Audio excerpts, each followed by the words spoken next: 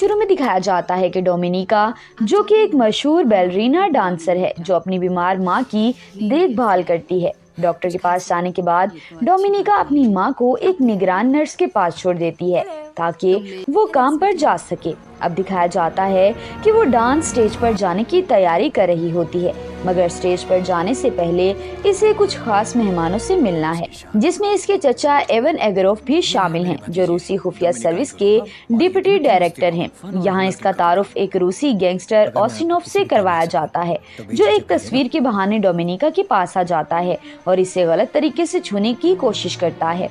चंद लम्हों बाद ड्रामा शुरू होता है और डोमिनिका हमेशा की तरह हैरत अंगेज तौर पर नाच रही है, जब अचानक इसका डांस करने वाला साथी छलांग लगाता है और इसकी टांग पर गिर जाता है, जिससे डोमिनिका को फौरी तौर पर सर्जरी के लिए ले जाया जाता है।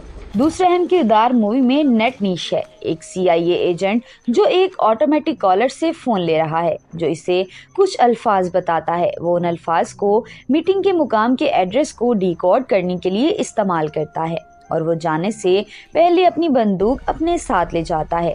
खुफिया मुलाकात के लिए मुंतखब करदा जगह रात के वक्त एक पार्क है और जब वो वहां पहुंचता है तो देखता है इसके पीछे एक कार आ रही है, एक पुरस्कार आदमी जिसको नीम मार्बल भी इसकी तरफ चल रहा है और नेट ने इसे कुछ दे दिया। जब वो आगे बढ़ने से पहले सड़क पर एक दूसरे को पार करते हैं, जैसे कि कुछ हुआ ही नहीं है। कार अभी भी इसका पीछा कर रही है, इसलिए इस आदमी को फरार होने का मौका देने के लिए नेट फर्श पर गोली मारकर एक खलफशार पैदा करता है और गाड़ी इसका पीछा करते ही भागना शुरू कर देती है। वो शहर पहुंचता है और अमेरिकी सफारत खाने तक पहुंचते ही इसे पुलिस ने घेर लिया है। अंदर वो अपने बॉस से मिलता है, जो इसे बताते हैं कि सबूत महफूज है, लेकिन नेट को फिर भी इसकी गलती पर वापस अमेरिका भेज दिया जाएगा। अगले दिन एवन खुफिया सर्विस के डायरेक्टर कर्नल ज़खारोफ से मुलाकात करता है। उनके दफ्तर में जनरल कोर्चनॉय भी मौजूद हैं। वो एवन को पार्क में नेट की मुलाकात की एक वीडियो दिखाते हैं और जिक्र करते हैं कि वो CIA का एक एजेंट है, जो उस सुबह मुल्क छोड़कर चला गया था, लेकिन इनकी असल दिलचस्पी दूसरे आदमी और इसकी शनाख्त मालूम करने में है। अब डोमिनिका को दिखाया जाता है जो अस्पताल में अपनी टूटी टांग देखकर रोने लगती है, जब इसे एहसास होता है कि वो दोबारा कभी डांस नहीं कर सकेगी। 3 महीने गुजर गए। डोमिनिका, जो अब भी छड़ी की मदद से चल रही है, एवन से मुलाकात की। वो उस हकीकत पर तबसरा करता है कि इसका मुतबादिल पहले ही मिल गया है और किस तरह थिएटर इन्हें अपार्टमेंट का कर्जा दे रहा था और इसकी माँ की तिब्बी अखराजात पूरे कर रहा था। वो सब कुछ जल्द ही बंद हो जाएगा क्योंकि वो अब इनके लिए काम नहीं करती। एवन का कहना है कि वो इसकी मदद करना चाहता है और इससे कहता है कि वो उसके पास आए। जब वो तैयार हो जाए, वो जाने से पहले इसके लिए एक लिफाफा भी छोड़ देता है। डोमिनिका ने लिफाफा खोला और कुछ तस्वीर देखी, जिसमें दिखाया गया है कि इसके डांस करने वाला साथी इसके मुतबादिल के साथ जिस्मानी ताल्लुकात में है और उनके दरमियान होने वाली गुफ्तगू की रिकॉर्डिंग, जिससे ये जाहिर होता है कि इसने जानबूझकर इस पर छलांग लगाई ताकि इसकी गर्लफ्रेंड डोमिनिका की जगह ले सके। उस दिन के बाद हम थिएटर में डोमिनिका को अपने साबिक साथी और नई लड़की को एक्सरसाइज करते हुए देखते हैं। एक्सरसाइज के मुकम्मल होने के बाद स्टीम रूम में जाते हैं और डोमिनिका उनका पीछा करती है। अब डोमिनिका उनके रिलेशन को देखकर उन पर अपनी छड़ी से हमला करती है। अब दिखाया जाता है कि डोमिनिका एक बस में सवार है। वो अपने हाथ खून से रंगे हुए देखती है और उतरने का फैसला करती है। एक फोन पे इतला देती है कि थिएटर में एक हादसा हुआ। जब वो अपने अपार्टमेंट में पहुंची तो उसे बाथरूम के फर्श पर अपनी माँ मिली। निगरान कहीं नहीं थी। उसकी माँ ने उसे बताया कि वो नहीं आई क्योंकि थिएटर ने उसे अदायगी करना बंद कर दी है, ये जानते हुए कि अब उसके पास कोई दूसरा रास्ता नहीं है। डोमिनिका अपने चचा से मदद मांगने जाती है। उसका चचा कहता है कि वो बदले में उसकी थोड़ी सी मदद करे। खुफिया सर्विस और सिनोफ के बारे में मजीद जानना चाहती है, जिससे डोमिनिका थिएटर में मिली थी। एवन चाहता है कि वो उसके करीब आए, उससे दोस्ती करो और अपनी दिलकशी इस्तेमाल करते हुए उसका एतमाद हासिल करो। डोमिनिका ने पहले तो इनकार कर दिया, लेकिन एवन ने उसे याद दिलाते हुए उसे जीत लिया कि सरकारी अस्पताल कितने खौफनाक हैं और उसकी बजाय वो अपनी माँ को बेहतरीन डॉक्टर कैसे दे सकती है। उसी रात डोमिनिका वो लिबास पहनकर होटल जाती है जिसमें ओसिनोव ठहरा हुआ है। वो बार में जाती है इंतजार करने के लिए ओस्टिनोव पहले उससे राब्ता करे, जो वो करता है। डोमिनिका उसे बताती है कि वो उससे मिलने आई है, इसलिए वो अपने कमरे की तरफ रवाना हो गए। वो गार्ड से कहती है कि वो उन्हें अकेले छोड़ दें और ओस्टिनोव जैसे ही उसके आदमी कमरे से बाहर निकले कपड़े उतारना शुरू कर देता है। फिर डोमिनिका से भी ऐसे ही करने को कहता है।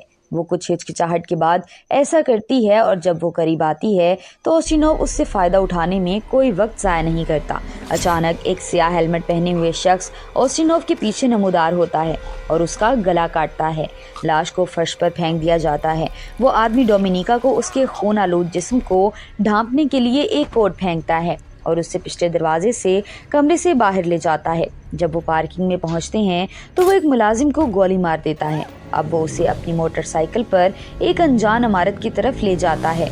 इवन डोमिनिका से मिलने के लिए कमरे में आता है और एतराफ़ करता है कि वो जानता था कि इस कमरे में क्या होगा और उसने उसे नहीं बताया, क्योंकि अगर वो जानती तो वो ऐसा नहीं करती। वो उसे पेशकश करता है, फिर चूंकि वो उसमें बहुत अच्छी है इसलिए उसे एजेंट बनने की तरबियत देने के लिए एक खसूसी इदारे में भेजा जा सकता है।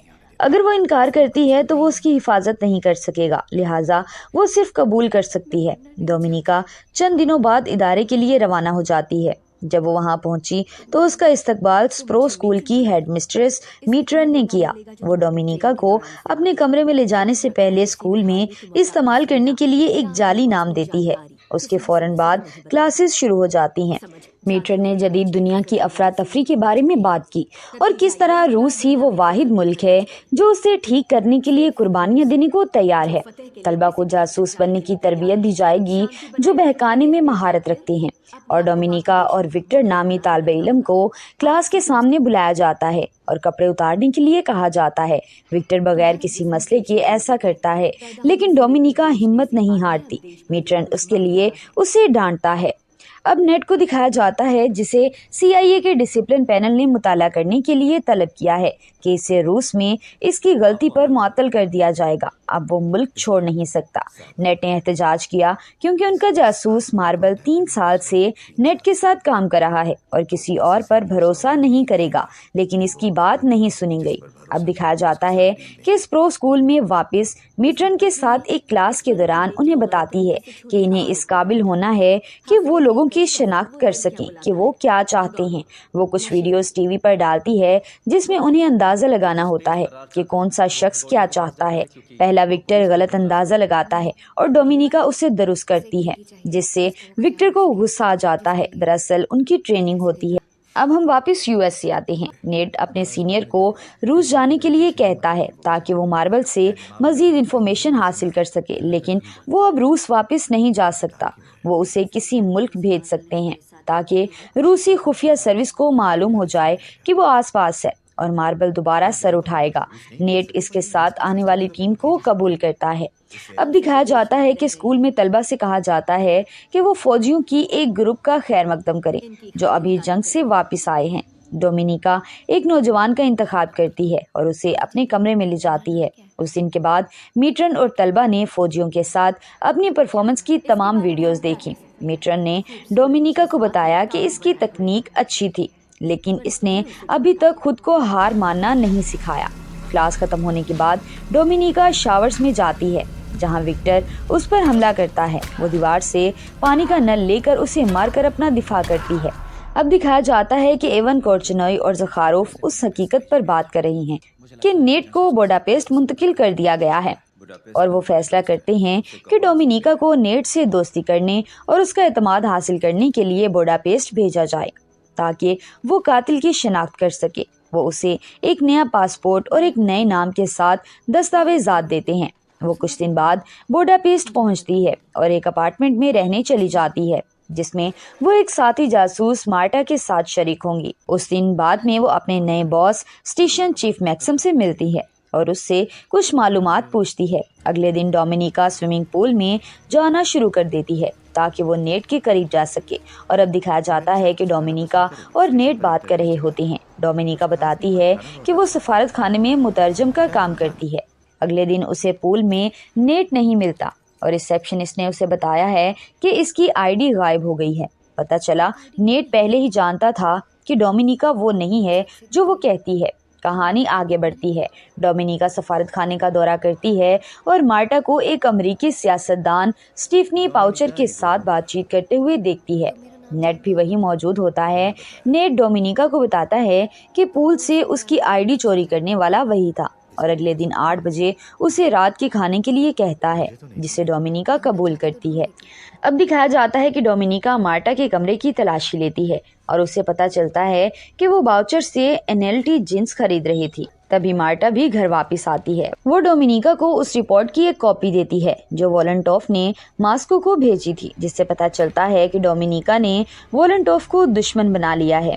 अगले दिन डोमिनिका वोलेंटोफ के पीछे एक बार में जाती है और उससे अच्छी रिपोर्ट बनाने को कहती है और उससे उकसाती है कि वो उस पर हाथ उठाए। दरअसल डोमिनिका ये सब एक कैमरा से रिकॉर्ड कर रही होती है और डोमिनिका उसे बताती है कि वो एक बेहतर रिपोर्ट लिखेगा, वरना वो रिकॉर्डिंग पुलिस के पास ले जाएगी। अगले सीन में दिखाया जाता है कि नेट को फोन पर एक कोड पैगाम मौसूल हुआ, जिसे वो जल्दी से लिखता है और समझता है। तभी डोमिनिका आती है। नेट इसे अंदर आने को कहता है। कुछ विस्की शेयर करते हुए डोमिनिका उसे बताती है कि इसके बॉस ने इस पर हमला किया।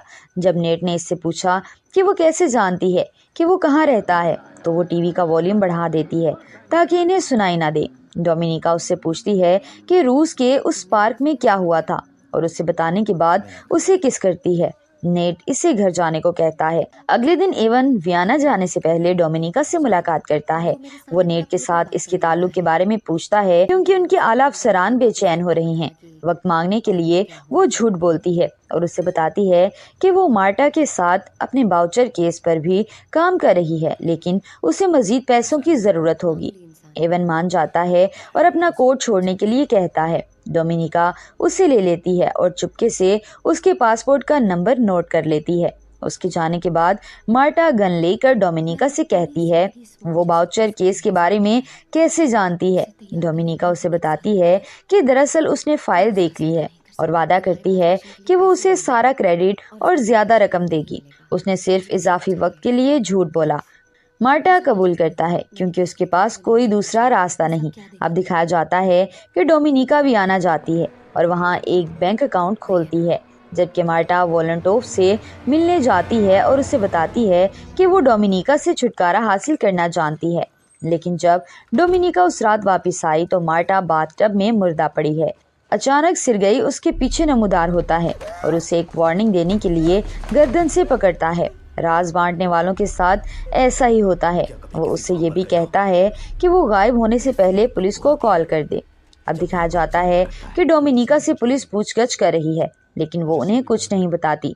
जब वो बाहर निकलती है तो उसने नेट को बाहर उसका इंतजार करते देखा।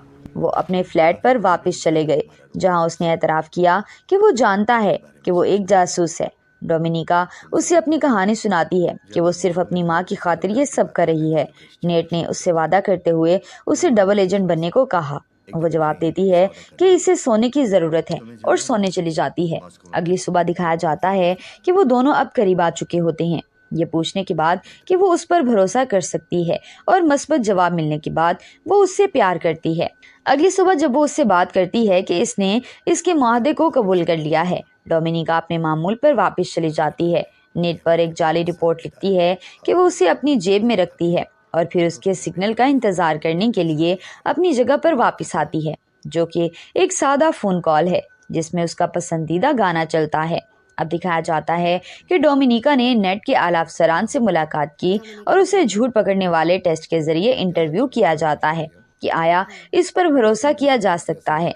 जब वो उसे कबूल करते हैं तो वो पैसे मांगती है।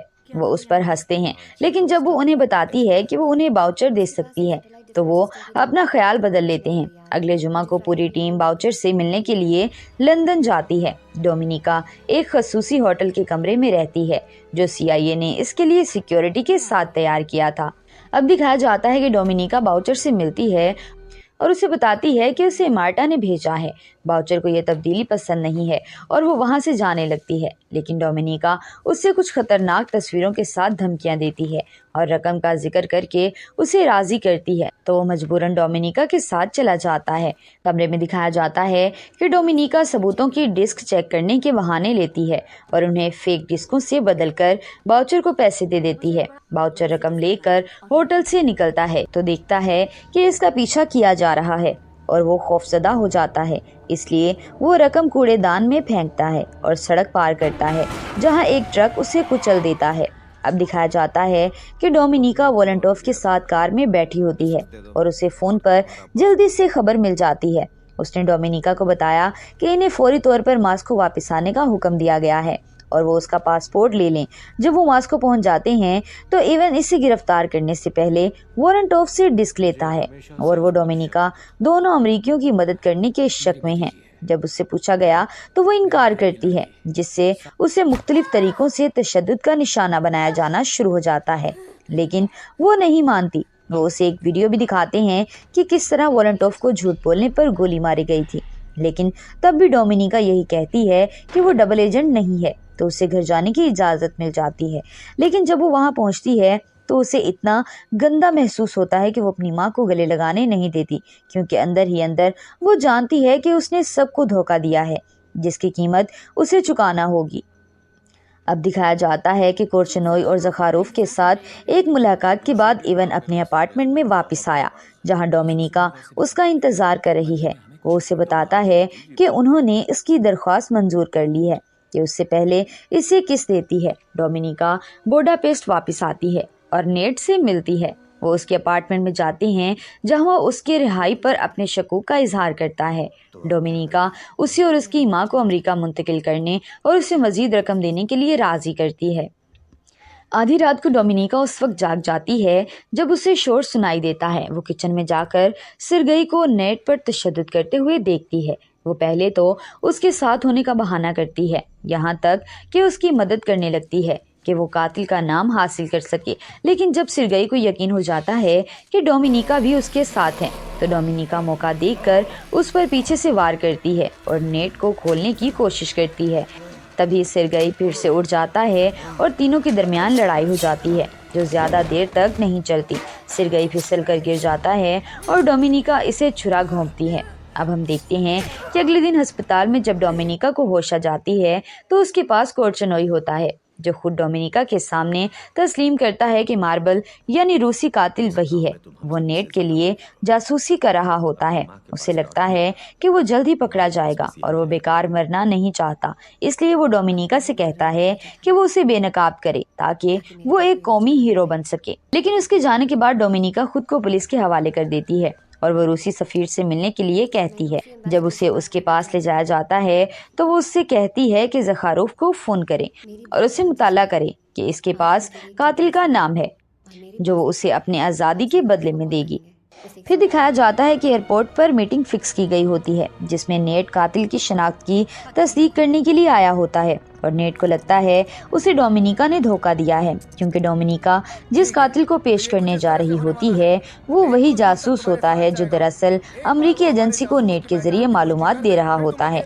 लेकिन इससे हैरत तब होती है जब रूसी कातिल उनके पास आ जाता है, तो वो उसके चेहरे से बैग उतार कर देखते हैं कि ये कोर्चनोई नहीं है। दरअसल ये डोमिनिका का चचा एवन है, जिसे डोमिनिका के दिए गए सबूतों की बदौलत फ्रेम किया गया है।